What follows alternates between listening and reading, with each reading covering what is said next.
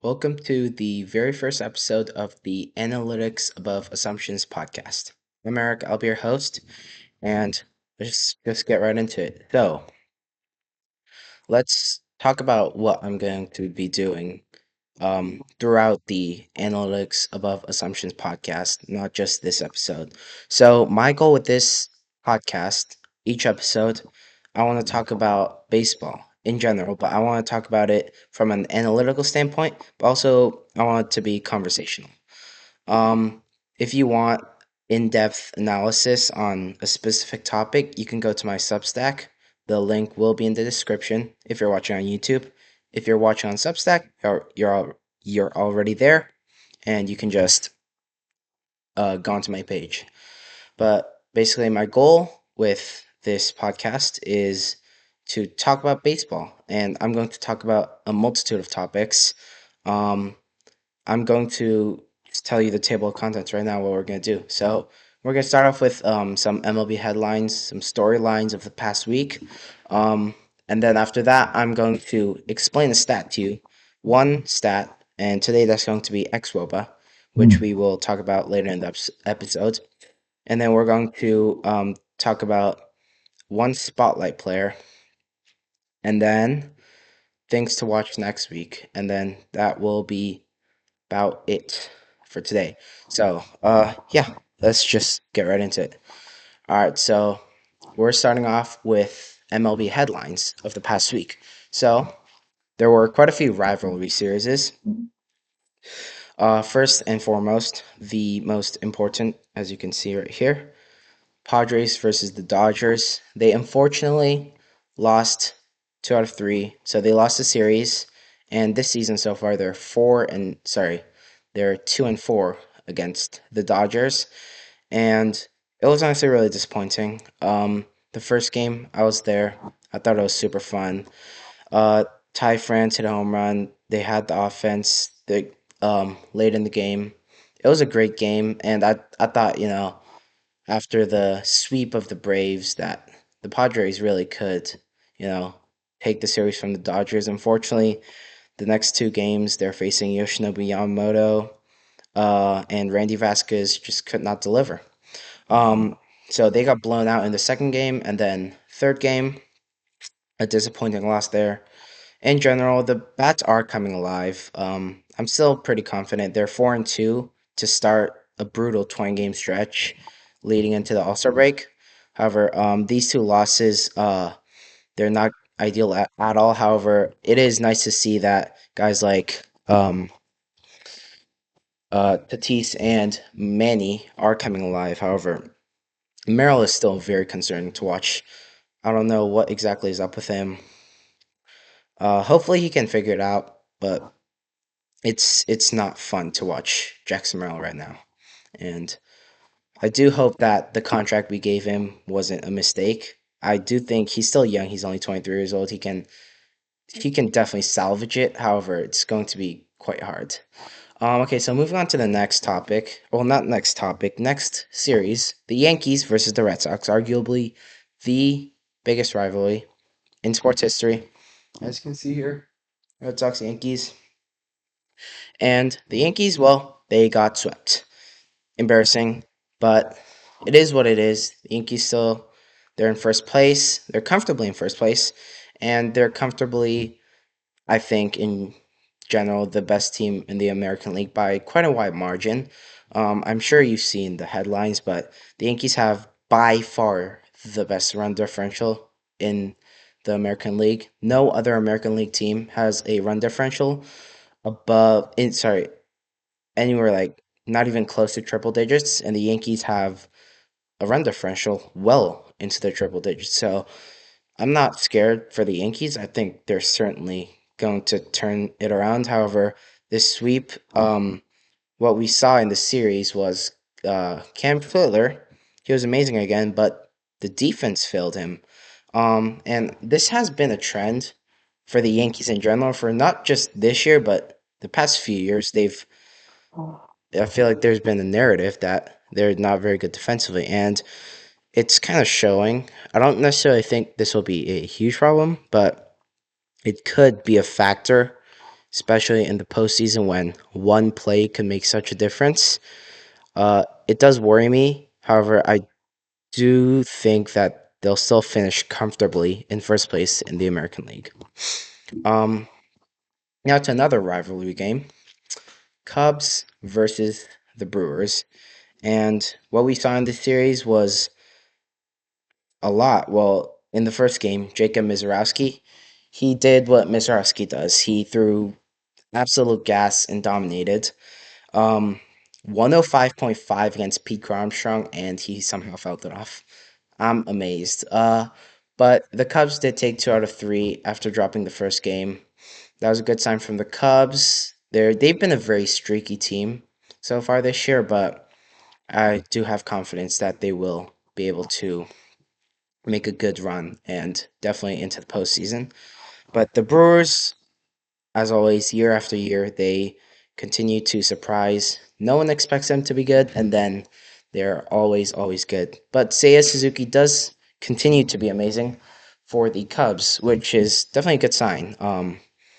And the Cubs did sign David Peterson with the news of the Edward Cabrera injury. So the Cubs have been dealing with a few injuries to their pitching staff, but I I still have very much confidence in the Cubs and the Brewers. And then the final big rivalry series I want to talk about, the Phillies versus the Mets. And the Phillies took 2 out of 3, and Schwarber hit his league leading 30th home run, which is absolutely insane. It's been around 80 to 85 games, and Schwarber has just been mashing the entire time. He doesn't seem to stop at all. The Phillies, after a really bad start to the season, they've been rolling, and they're just I I I was always a doubter of the Phillies going into this year, and when they started struggling, when they struggled right out the gate, I was always a doubter. I was saying, the Phillies, they're not good. They're too old, but they're proving you wrong right here. They're doing really good. And then the Mets, they fired Carlos Mendoza, and Andy Green, former Padres manager, took over, and they did win the first game in his managerial tenure as with the Mets, but they did drop the next game to the Phils. So I'm not sure if the Mets can turn their season around. They've dealt with injuries. A lot of their players are underperforming, notably guys like Marcus Semien, Bo Bichette. So I'm not sure if the Mets can really turn it around. They'll probably sell at the deadline. Freddie Peralta will likely be available. Whether he goes to the Padres, couldn't tell you. Um, and also the Phillies. I mean, as I said, they're just. I guess This is probably their last year, I'd say, in true contention. So they really have to capitalize on this year. They have to buy aggressive, and they have to just go all out for a World Series this year because their core is getting really old. Okay, so now to another topic. So we are going to talk about All Stars. So All Star voting, fan voting has been atrocious. Um, that's just simple. It's been atrocious. The fans don't really know baseball that much. They just pick their favorite players or players on their team, but they don't really pick the deserving players. So a few really big snubs. I'm only going to talk about players who did not move on to the second round of voting. So Ben Rice, for example, he got less votes than Vlad Guerrero Jr., so he was snubbed. However, he did move on to the second phase, so I'm not going to talk about him.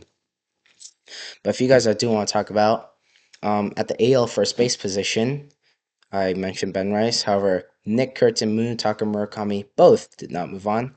However, Murakami has been injured, so there is some justification in that. However, Nick Kurtz should absolutely be an all star. It's just no doubt about it. Nick Kurtz has been nothing short of excellent. His on base percentage is unbelievable at 424. He has a 527 slugging for a 951 OPS, which is good for a 158 OPS plus.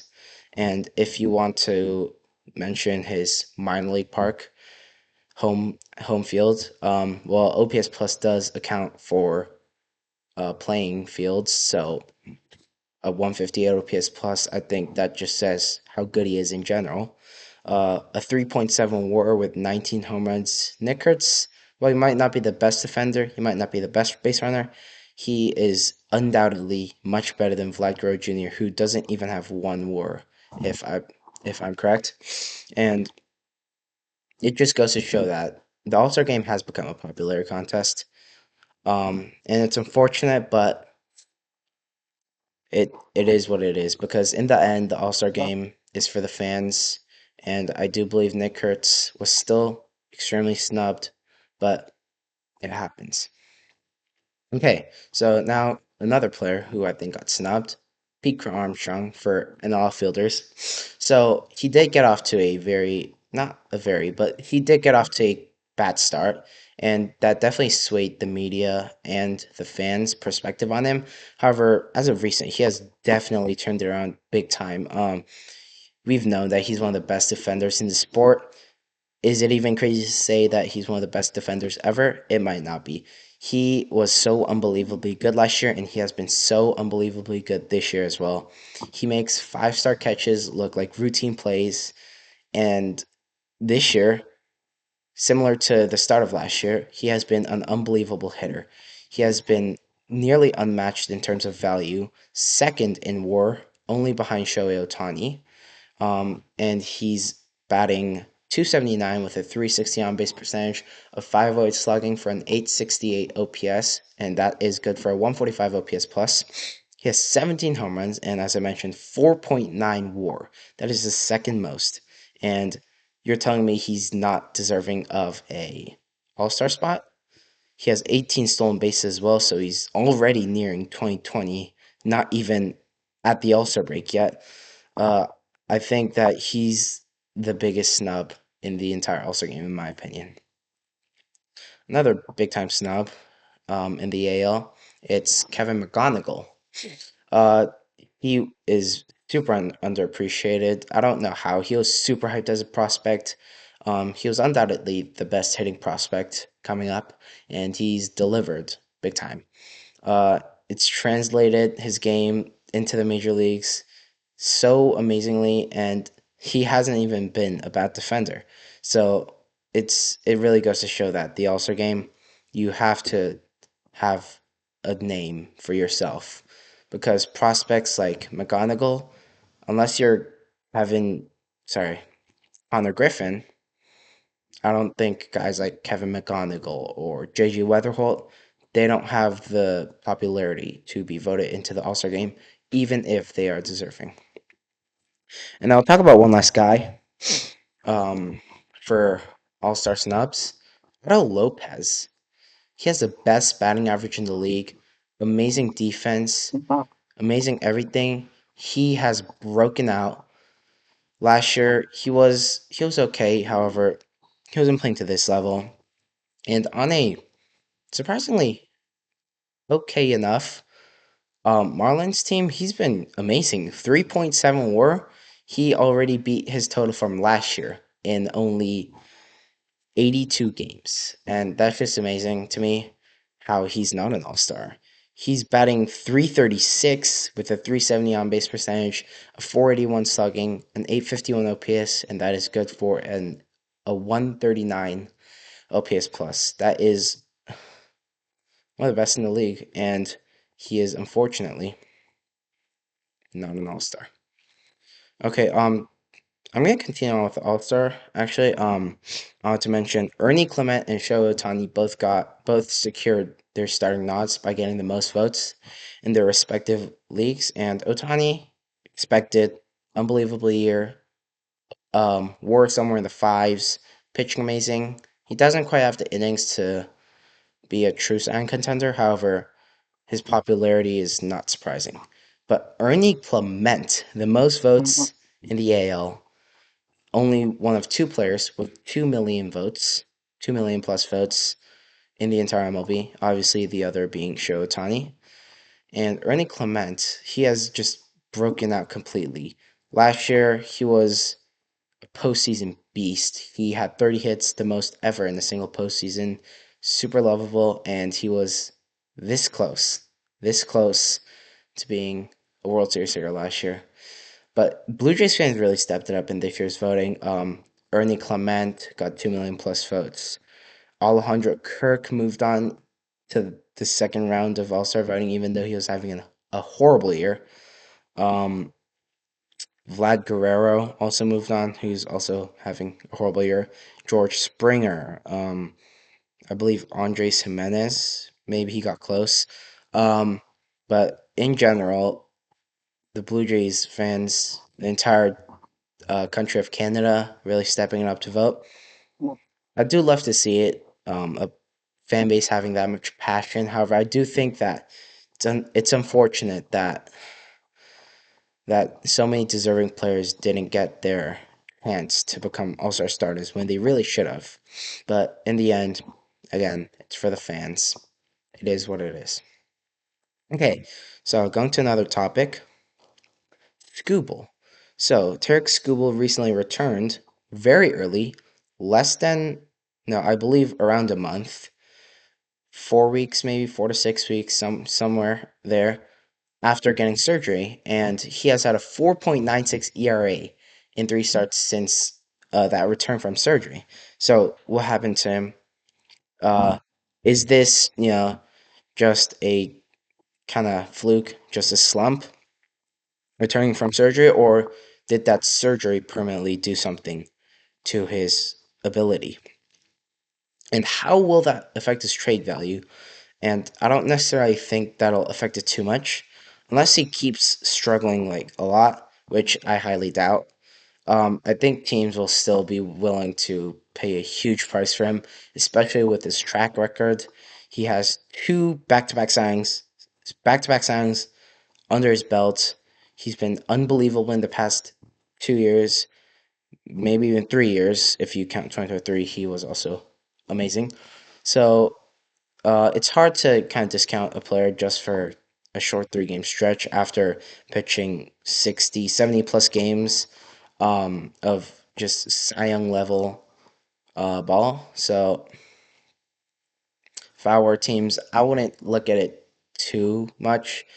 I wouldn't look into it too much. I would just assume that it's a slump, but I would have some lingering concern in the back of my mind, but I wouldn't let it directly affect me too much. And then, so who will trade for Scooble? There are tons of teams that want Scooble, but how many can actually trade for him? How many actually has the resources to trade for him? And I think there aren't as much as you think. And obviously, the big factor is, do they have the resources? However, I think another factor is, how desperate are they willing to get? And one of the teams that I think is in contention to trade for Scooble, just because they're desperate, are the San Diego Padres. AJ Preller has been known to do some insane things, and it wouldn't surprise me if he traded for Scooble. Um, they they don't necessarily have the luxury, but they do have the capital, I believe. They have Ethan Salas, who's on the rise. He's had a great year. He rose to around 50 in the prospect rankings. And then they also have Cruz Schoolcraft. Um, he's amazing. Very young. Last year, he was the Padres' first round pick. And big lefty, similar to Scooble in that aspect, I guess. They also have Cash Mayfield, Miguel Mendez. They have a deep bullpen they can deal from. Bradley Rodriguez, they have Morgan, Yuki Matsui, a lot of guys. So does that mean that they necessarily will trade for him, or are they the favorites? I don't think so, but do I think that some people are counting them out? Yeah, I believe so. I mean, if anyone's gonna trade an entire farm system away for a rental, it's AJ Preller, and I definitely see him doing that with Randy Vasquez's struggles, Michael King's June struggles, Nick injury, Joe Musgrove. We don't know when they'll come back. Walker Buehler has been excellent, but I do think that the Padres are 1,000% in contention for Scooble. On the other hand, I think the Yankees, they have the capital and they somehow have the luxury as well. They have George Lombard Jr., they have Jason Dominguez, they have Carlos Lagrange, they have Elmer Rodriguez.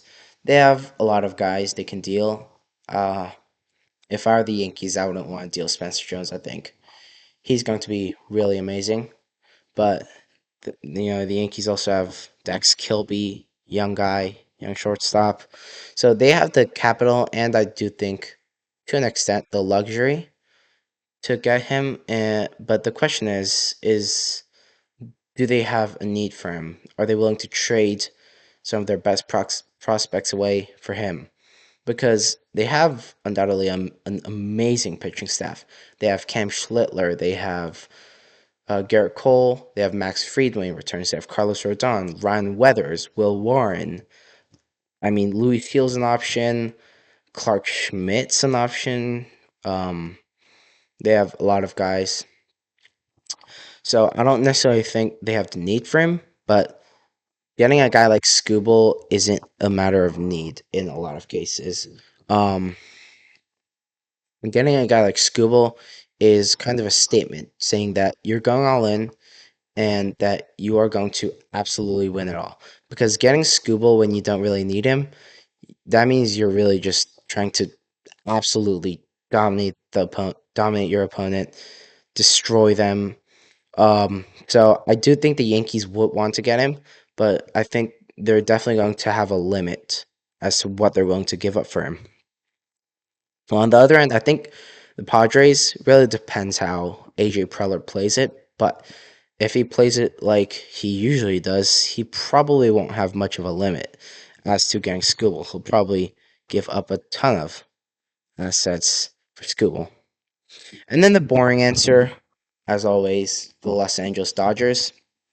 Um, Dodgers, they have the prospect capital and the luxury. They have Jose De Paula, Mike Sirota, Zahir Hope, Eduardo Quintero. They have, I'm sure there are a few guys I'm forgetting as well. River Ryan, Emma Sheehan, Justin Robleski, Haesung Kim, Roki Sasaki, maybe even. So they have a lot of guys that can deal, but they don't necessarily have a need for him. They have Shohei Ohtani, who's pitching like an ace. They have Yoshinobu Yamamoto, Tyler Glasnow, Blake Snell, previously mentioned Emma Sheehan, Roki Sasaki. So they have a lot of pitching. Some of them have been struggling, but he's not a need. But the Dodgers, they want to go for a three-peat.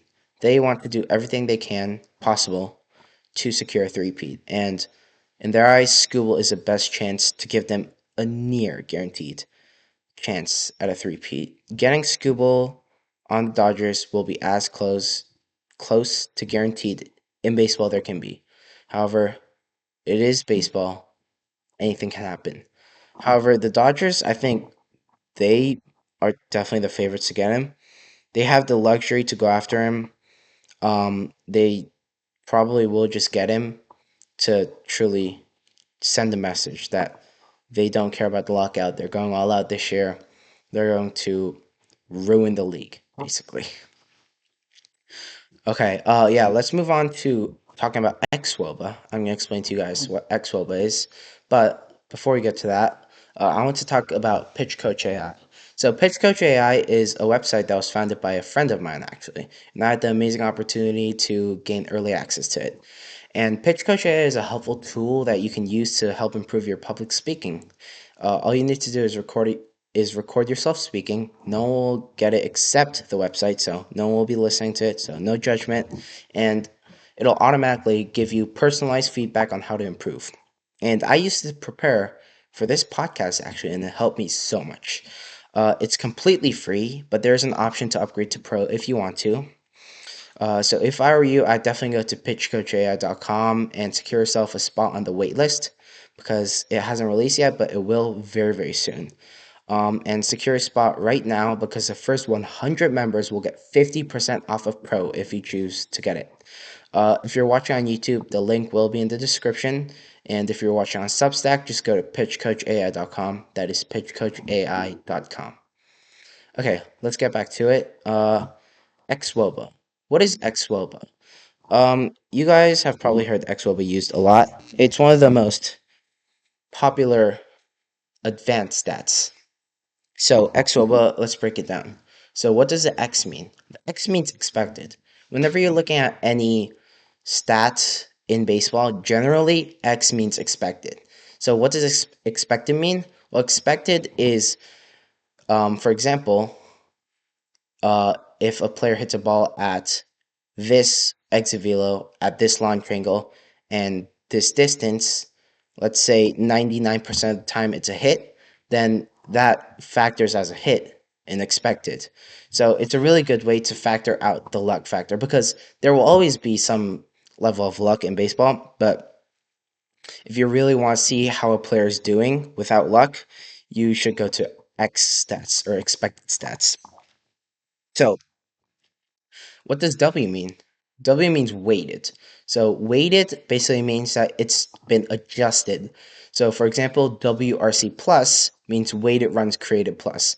So the plus usually means that it has been adjusted to a scale where 100 is league average, and you just go off of that. And here, W means weighted, and it means it's been adjusted so it looks like OBP, meaning, for example, a 400 OBP is elite, and so on and so forth. And now let's go to OBA. What does OBA mean in XWOBA? So OBA means on base average. In general, WOBA or OBA, it just means is an accumulation of basically every offensive stat. It's not that you combine it all into one, but um, it's a good tool if you want to measure a player's offensive value in one number instead of looking at all these numbers like batting average, OPS, slugging, OBP, WRC plus, OPS plus, home runs, RBIs. Too many stats, right? If you just want to look at one number to see how good a player is, WOBA is the way to go.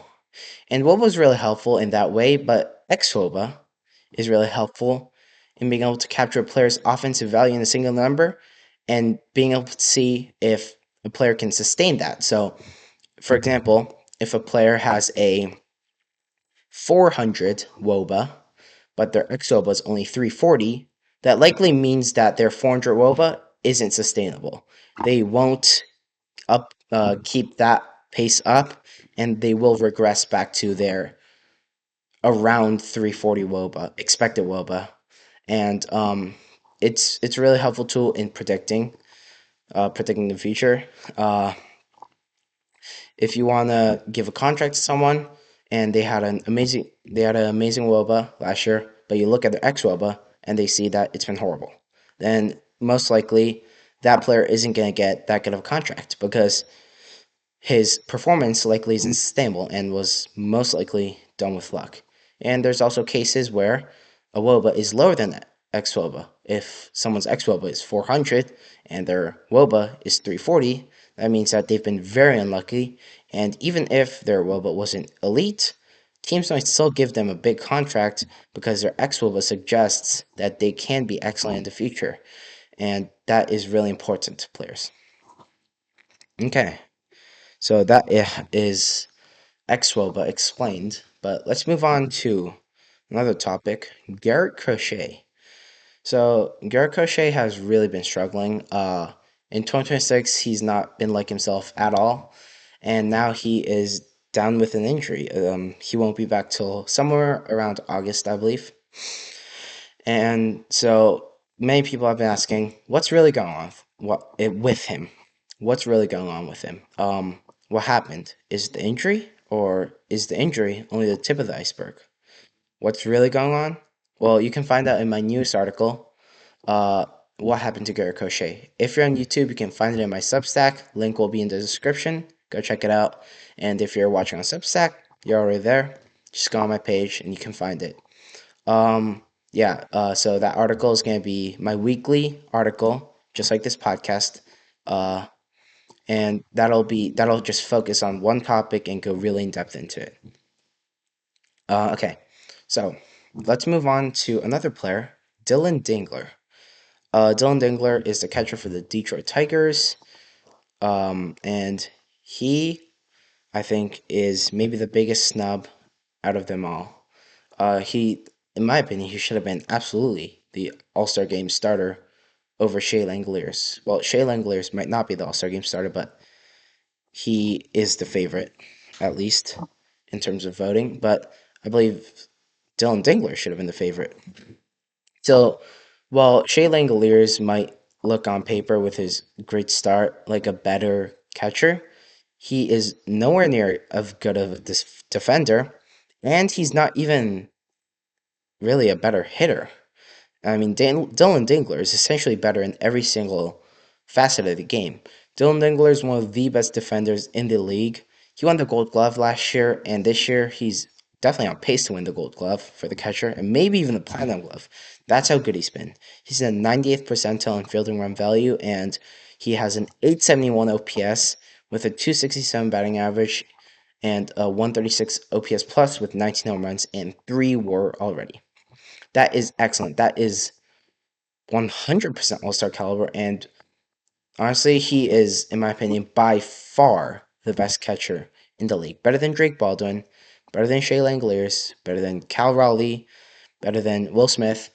Some of those guys have been underperforming this year, but Dylan Dingler, his combination of defense and hitting is honestly just unmatched, and I don't think that it will be matched by anyone, really. I can't think of anyone who has that unique combination of hitting and defense. Obviously, there's Cal Raleigh, but he has been not like himself at all. I don't know what's happening, but Cal Raleigh is definitely 100% concerning. And Dylan Dingler also is not a bad defender at all. No, sorry, not a bad base runner at all. Dylan Dingler has been a great base runner, considering he's a catcher, especially. Okay, last but not least, let's go to things that you should watch for next week. So, phase two of the All Star voting starts, and make sure, if you really want the deserving players to get in, make sure to look at the statistics before voting. Statistics are what make an All Star, not popularity, not if they're a household name or not. It's statistics. I beg you, please look at the statistics before you vote. And not just the offensive statistics, look at their entire game. Look at their defense. Look at their base running. Look at their hitting. Look at everything. You don't need to look at expected stats because this is rewarding players who are doing good now, not players who will do good. But definitely look at statistics before you vote. Okay, next you should keep watching the NL Sang race. I think it's gonna be one of the best Sang races in recent memory. Jacob Mizrowski versus Christopher Sanchez. Paul Skeens is a factor, but yes, his expected stats suggest that he will improve. But for now, I will keep it to Jacob Mizrowski versus Christopher Sanchez. Mizrowski's next start is Thursday versus the Reds, and Christopher Sanchez's next start is Tuesday versus the Pirates. For now, Miz seems to be the runaway winner, but I don't think Miz will um, be able to sustain this level of performance.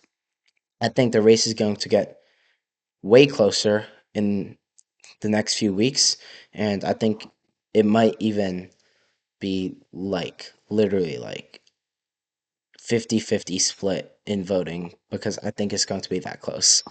Next, the AL Cy Young. I think you should definitely focus on Cam Schlittler. His next start is Tuesday versus the Tigers at Yankee Stadium. Is he going to keep running away with the AL Cy Young, or is he going to finally fall back down to earth? I am really excited to see what Cam can do this season, and I just want to see if the Yankees can get another Cy Young winner just a few years after Garrett Cole won. Okay. Fernando Tatis Jr. and Manny Machado are both continuing to rise. So watch them keep surging against the Cubs in Chicago and the Dodgers for another 4 game set in Los Angeles. Manny and Tatis, both guys to watch. Tatis had a bad start, so did Manny. Both have been. Manny has been great, and Tatis especially has been unbelievable in the past few weeks. He's been just so valuable. So just keep watching them, see what they can do. The public, the media, I believe they will remain adamant that Tatis and Machado, they're both washed, mostly because of their slow starts. But if you do look into the stats, they have been excellent recently.